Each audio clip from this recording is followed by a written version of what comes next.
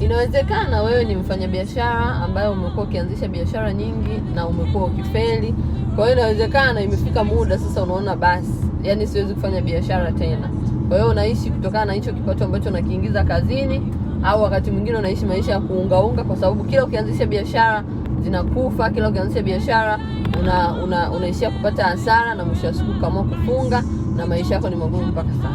Sasa uwezekano upo wa kuweza kuanzisha biashara na biashara ikafanya vizuri na ukaweza kufanikiwa. Njoo ujifunze kwa watu ambao ni mamenta wa biashara, ambao watakutrain namna ya kuweza kufanya biashara, namna ya kufungua biashara, process, namna ya kufanya ili uweze kufanikiwa. Kwa hiyo hakikisha ukosi tarehe 25.